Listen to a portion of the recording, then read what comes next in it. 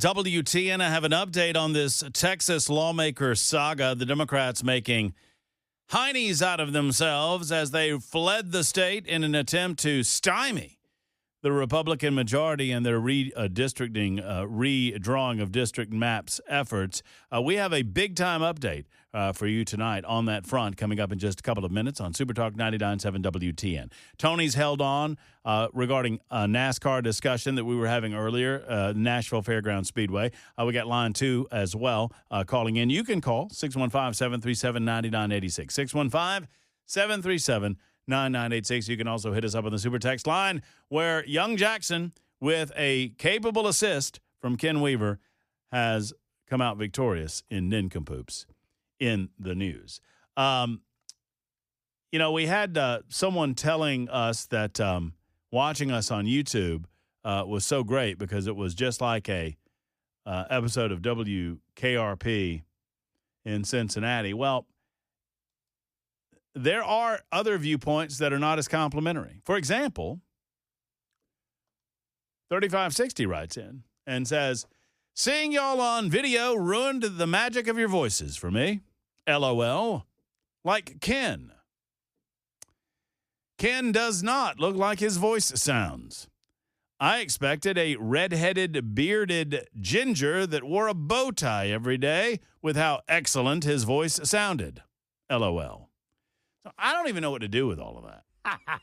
A bearded ginger. With a bow tie. With a bow tie. Ken, dye your hair red and wear a bow tie tomorrow. Ken, when's the last time you wore a tie? Probably 2016 or 2017. Wow. That's a minute or two. I'm going to do my dead level best to never wear a tie again. I'll be honest with you. I actually thought about starting. I actually thought about wearing slacks and shirts and ties again. Really? Yeah. Just because you. Just because. Just for the. Just to do it. Why would you do it, Ken? I don't know. I just thought. There's something, maybe I should do that now. I wish I could say wearing a jacket makes me a better talk show host, but today is a poor example. I feel like we've had a good show. Of that proof. I feel like, it's been okay. I'll tell you what. How about some words of wisdom from Matt? You want some words of wisdom? Yes, Here's my daily words of wisdom from me to you. You ready? Yes, sir. Being a vegan is kind of like communism. They're both fine if you don't like food. Being a vegan is kind of like communism. They're both fine if you don't like food. Words of wisdom from Cousin Matt. Thank you. On Super Talk 99.7 WTN. It's time for Tony. Hey, Tony, what's up? I was out there that night that Marty Robbins was racing, and he left there and went straight to the Grand Ole Opry. Were you? And he was one of the first men that raced out there. It had a 426 Hemi, and he had a Dodge. I think it was a 62 Dodge, and it was painted maroon and yellow, and his number was 711. Wow. About what year was that? Do you remember, Tony? Yeah, I'm saying it was probably the late 60s. Okay. Because I was born and raised in a racing family. I had 3 uncles that raced out there at the same time, and one of them got killed out there in 1960, and I was also out there the night that Charlie Binkley got killed. And but yeah, I had 3 uncles that raced 96, 97, and 98 out there in the early model cars. Man, I wish we could see some of that type of racing out there again. I've seen some of the great images, and you were probably a part of this era, Tony, where, they didn't have these fancy pit setups like they do nowadays. They just they had the gas cans just laying in the grass, and they were just sitting there waiting on them to come into the pits. It was awesome to see.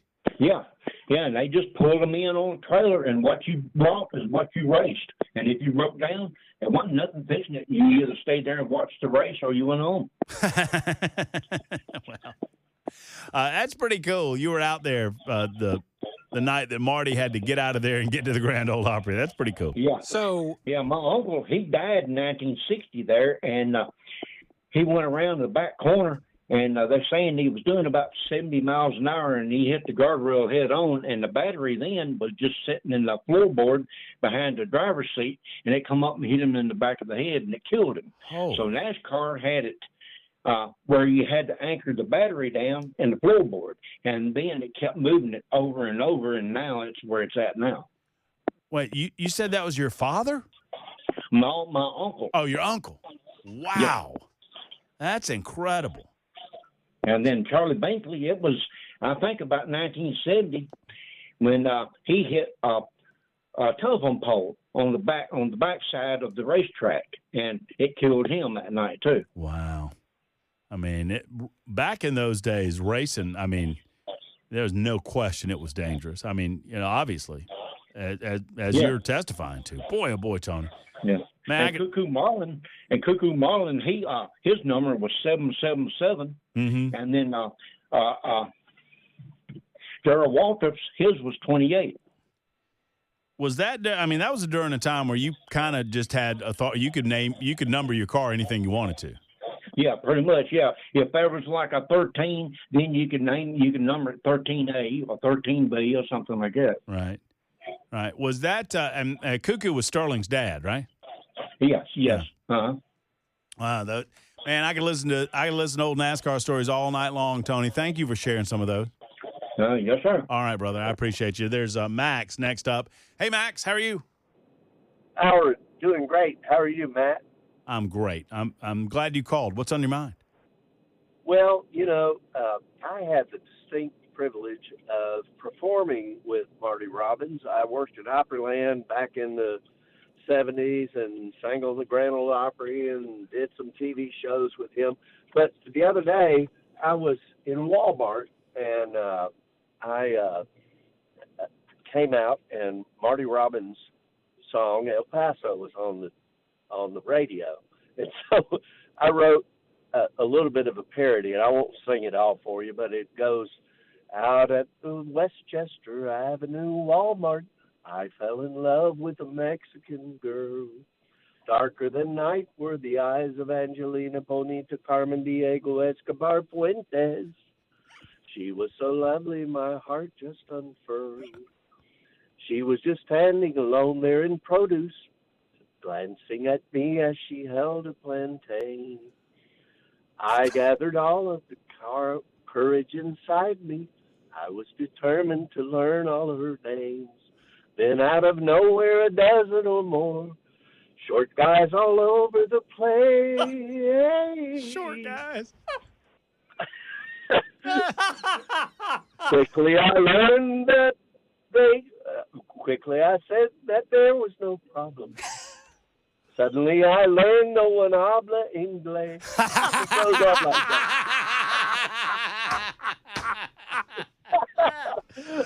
But anyway, I met Mr. Robbins and got to play music with him several times. He was a great guy, and what a talent. It's incredible. Thanks for honoring him today. Wow, man, that's awesome. I had no idea that we would be doing that. We brought up the Nashville. I mean, for those just joining us, you're like, why in the hell are they talking about Marty Robbins? That's one of the things I love about this show is that we never know where we're going. Do you think they really wonder why? Yeah, probably not They're anymore. like, oh, what's Matt talking? Oh, Marty Robbins. Yeah, pretty on brand. Okay, sure. Max, that's it. Max, email me, matt@murphyshow.com, or hit me up on the super text and just let me know a little more about you, because I'd love to hear you swap stories. I mean, I love the old school stories like that. I'll tell you, I'm a sucker for them. I love the idea of you hanging out with Marty Robbins at Opryland and just kind of see. I mean, and it's pretty cool when one of your heroes turns out to be a nice guy, a good guy, and that's just that's pretty awesome. And thank you for the song, Max. That's pretty. Yeah. That's pretty good too. No habla inglés. No, so we talked about Nashville Fairgrounds Speedway earlier, and I made the point that during the Nashville 420, it was my understanding that Marty Robbins would run that race, and had to leave it. Apparently, there was some sort of problem on the track that delayed the race, and eventually he had to get back to the Grand Ole Opry to to do his regular job. His regular job was not racing a race car. So the story, he blew his engine out. Is that what happened? That's what my dad told me. Okay. Well, I mean, yeah, I might have some of that. I admit that my details might be completely off. But so he blew out the 426 Hemi that he had, that he was running. 4543 wants to know if you high. Well, who are you talking to?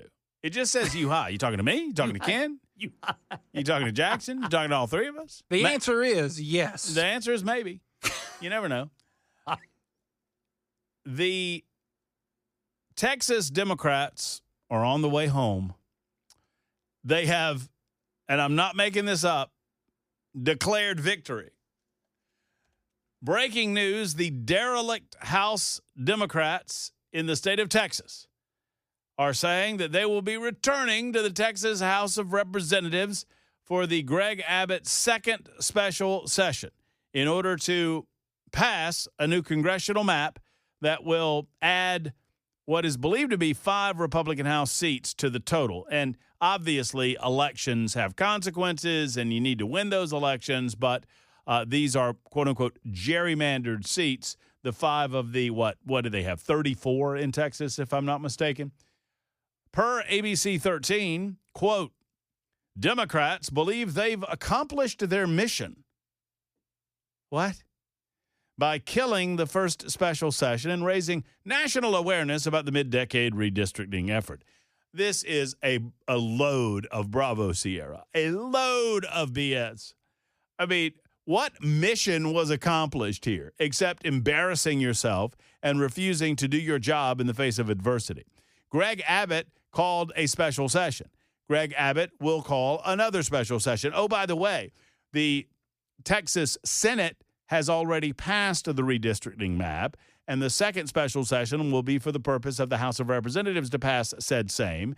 And they're going to have to come home, and they're going to face the consequences, and they're going to face the music. And I believe that they should be met by the Texas Highway Patrol. There ought to be consequences for refusing to do your job in the state. And I hope that the Democrats face those consequences. But I love the fact that they are, quote, declaring victory, end quote, saying that they've accomplished their mission by killing the first special session and raising national awareness. You know what you've raised the national profile on? The fact that Democrats have been doing this crap for the last 50 years. And we all know it. I mean, I posted something the other day. Hold on, let me find this real quick. Where Democrats, you want to talk about national awareness. Those Texas Democrats saying that they're saving democracy by fleeing the state of Texas, considering the reapportionment of the congressional districts, the redrawing of the district lines. Let me just give you a few statistics here, all right? Massachusetts. Massachusetts is 36% Republican. How many seats do Republicans hold in the state of Massachusetts in Congress? That's right, 0. Connecticut, 42% Republican, 0 Republican seats. Maine, 46%, 0 Republican seats. New Mexico, 46%, 0 Republican seats.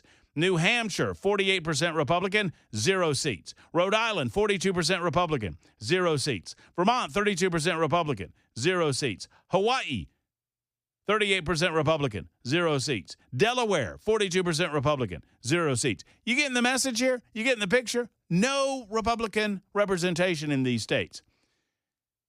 Now, when's the last time you heard Matt Murphy or any other conservative or libertarian, for that matter, complain and moan about the fact that they have the opportunity to redraw these district lines?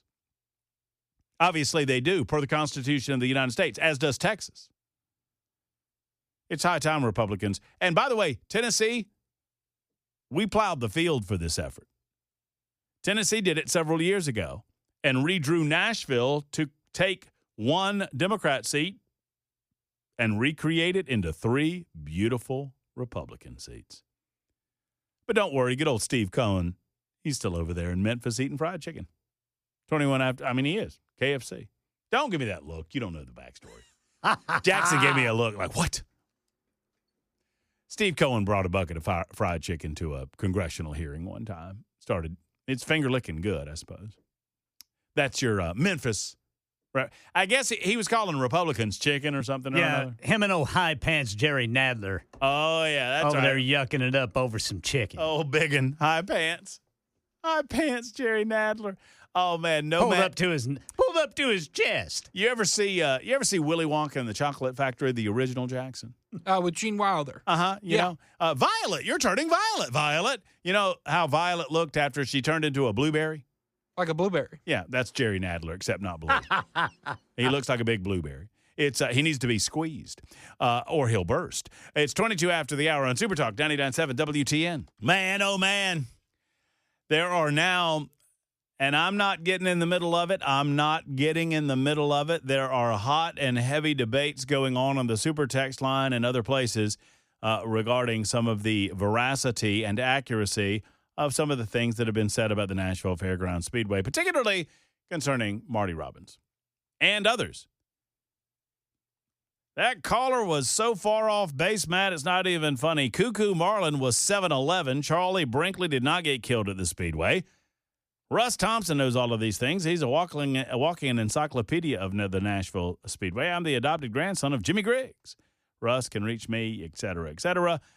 We know a lot of the history of the Speedway. Russ knows a lot more. We might do that one of these days. Reach out and have somebody on to tell us a little bit of the history and reminisce a little bit, get nostalgic, and perhaps that would inspire some of our local leadership to do something about it and kind of bring back those good old days. Larry writes in and says Marty Robbins turned his car into the wall to keep from T-boning a driver by the name of Richard Childress. Marty could have died. Richard Childress, a car owner now, obviously. Steve said he was close. Cuckoo drove 14, which is why Tony Stewart asked Sterling if it was okay if he could use it. Darrell drove the 48, owned by P.B. Crowell. Charlie Brinkley died of old age. Roy Binkley painted all of the cars. And every Saturday, you could tell which Opry show Marty was on by whether or not he was putting on or taking off his driver's suit in the pits running to a car. Well, look, I mean, memory's a strange thing, and I don't fault anybody for look, I wish I could tell you that my memory was a lockbox, a steel trap. It is not, and I'm 51 years of age, a lot younger than some of y'all that have those wonderful memories out at the track. So I'm not faulting anybody for their memory on any of this. I'm just glad that we have those old memories at the Nashville Fairgrounds Speedway. And you know what I wish? I wish we could create new. And I understand they're still racing out there, but they won't be 3 years from now. And that's the point. If something's not done to that speedway, they will not be racing out there. You will not see the quarter midgets. You will not see those legend cars. Time number 2. Quarter midgets, that's a type of car. Oh, okay, cool. Yeah, that's not All right, that's not like a infield show between races. I've never been to a NASCAR race, and that we need to go, baby. I'll take you to Bristol. You want to go with me to Bristol? I'd go with you to Bristol. Oh, man. I think we missed our chance this year, but we'll go next year. Next spring, me and you, Bristol. Is there another race in Bristol? I'll find out during the break while Ken Weaver's delivering the newscast on Super Talk 99.7 WTN.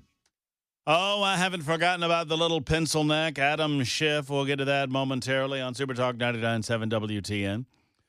Democrats are apparently pro-crime in Washington, D.C. More on that as well. And Simone Sanders said something odd on MSNBC. Well, I guess not odd because not odd for her. But I'm wondering if there are any black women in the listening audience, and if so, if they agree with Simone Sanders, because Simone Sanders said, as a black woman in America, more police on the streets do not make me feel more safe. What? What in the world are you talking about? What in the world are you talking about? That's a you problem. That's not a me problem. That's not a police problem. That's a you problem. In the meantime, Donald Trump says he will sit down and meet with Vladimir Putin this Friday coming up in Alaska. They are setting details and finalizing the Trump-Putin détente. Is that right? Détente? I'm gonna go with it. And the debate continues about what the car number for Marty Robbins was and whether or not Charlie Brinkley died at Nashville Fairground Speedway. Is that the guy who got hit with the battery? No. That was Tony's uncle. That sounds like the worst possible way to go. Not a good way. And you know what? You would think that even back then in the 1960s, for example, that they would have already recognized the need to kind of strap that battery down. Yeah, if we're going to go like over 100 miles an hour, hey, let's make sure the big metal thing that's electrocuting people. Right. I mean, the big make heavy, sure that's secure. Yeah, the big heavy thing that can bounce around the compartment. Yeah. Maybe we should secure that thing. I think that's probably a good idea. In the meantime, Scott Jennings is a national treasure. He joined these liberal morons on CNN last night to talk about Washington, D.C., and whether or not it was a safe place, a total truth bomb from Scott Jennings. But there's an obvious difference between D.C. and any other city in America. You know, a few months ago, I was in Union Station and saw a body hit the floor at the bottom of the escalator in Union Station because there was a murder right in front of me. Up on the second floor, I was going to get a tie, and I heard the shots and saw the body hit the floor. So I've been listening all day long to people trying to make some argument that Washington, D.C. is a safe place. It's not a safe place. And we can argue about statistics and numbers. There's a police commander right now on suspension because there's some allegation that the statistics have been altered. But we can argue about that all day long. Nobody in their right mind who lives there or visits there on a regular basis would tell you that Washington, D.C. is safe, and everybody who goes there knows it. But there's an obvious difference. Everybody who goes there knows it. Everybody knows it. For Jennings, it is as simple as this. Donald Trump wants to make America safer. He wants to make Washington, D.C. safer. Now, I said to you earlier it wasn't yesterday. I guess it was last week. I do not believe that Donald Trump has the authority to do this in any other major American city, nor should he have that authority.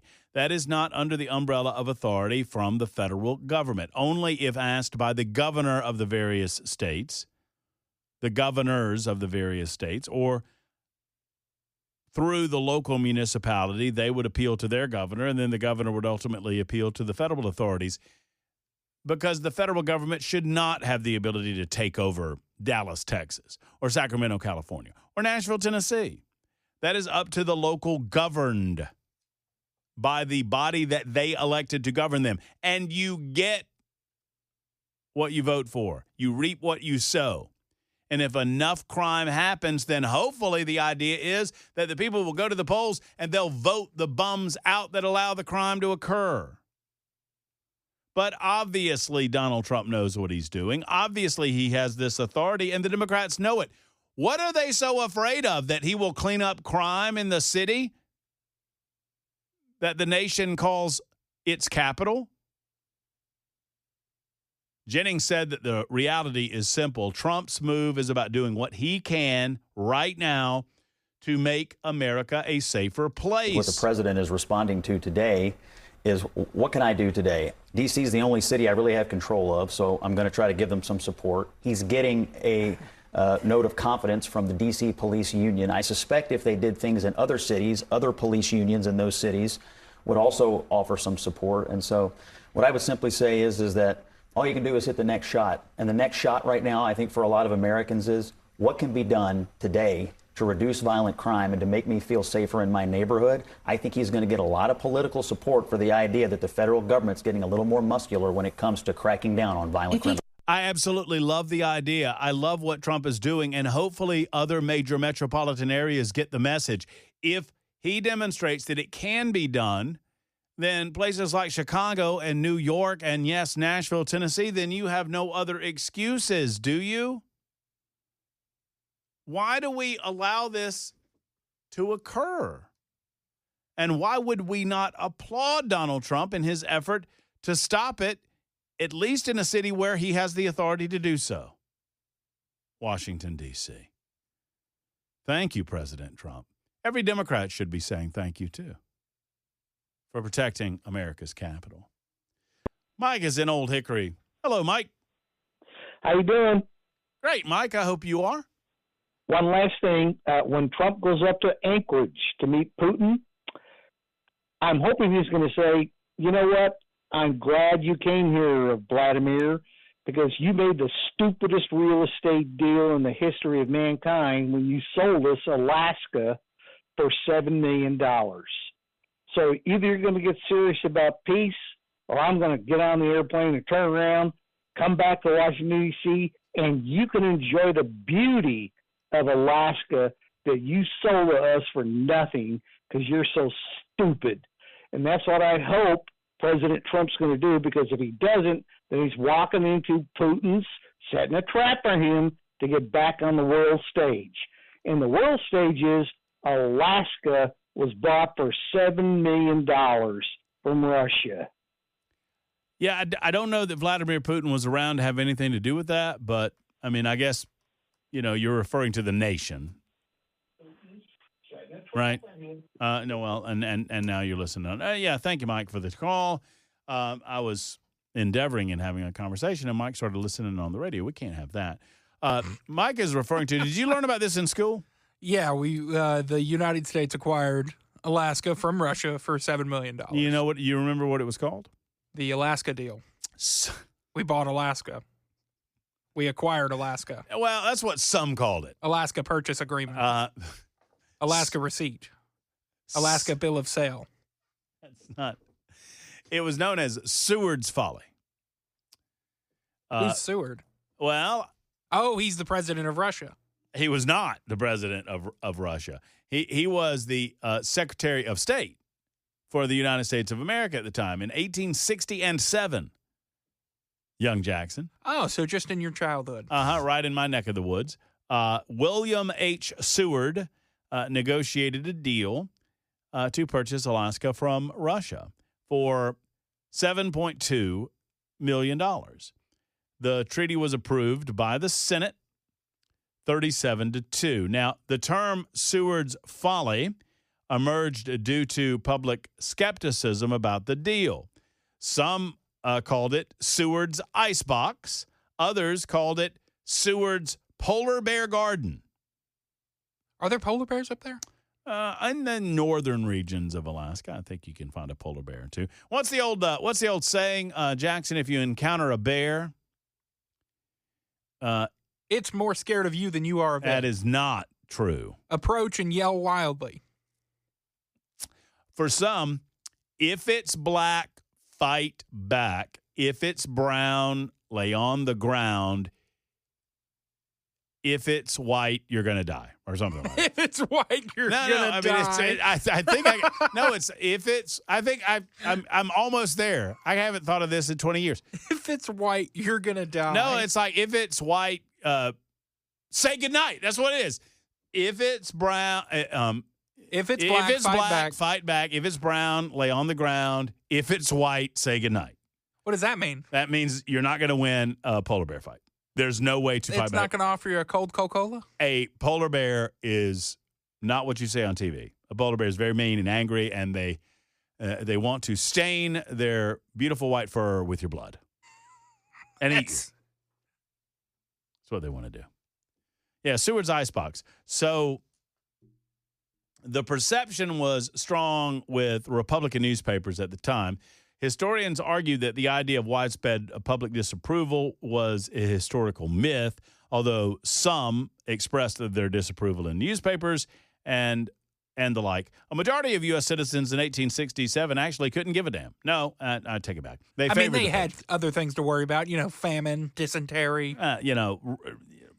Reconstruction in the American South in the aftermath of the Civil War. Yeah, there were bigger fish to fry than the icebox. Oh, yeah, sure. They had the outlaw Josie Wales was on the loose. Didn't Abe Lincoln get shot? Abe had just gotten shot a couple of years before. Mm-hmm. Yeah, so I feel like there was just bigger issues than. I mean, obviously, it was not a folly in as much as the mineral resources alone pretty much justify the $7.2 million price tag, and then some, and then some, and then some, and then some. So, Mike, to your point, I suppose that President Trump could go up to Vladimir Putin and talk about old history, or he could attempt to negotiate a peace, which Donald Trump says he's pretty good at it, and I don't know how good he is at negotiating peace. He's pretty good at negotiating trade deals and the like. So let's hope that he can get Putin on record. He says, Trump said earlier this week, look, I'll know within 2 minutes whether or not I can make a deal. I'll know within 2 minutes, and I'll report back to you after we talk. And no, Volodymyr Zelensky does not need to be there because I'm trying to figure out where our negotiations start with Vladimir Putin. So there you go. 615-737-9986. It's 10 until the top of the hour on Super Talk. Super Talk 99.7 WTN. Thank you for being around. Whatever time you're able to give us, we're certainly appreciative. On this Tuesday, we've had a good time. I still have the Adam Schiff story to get to.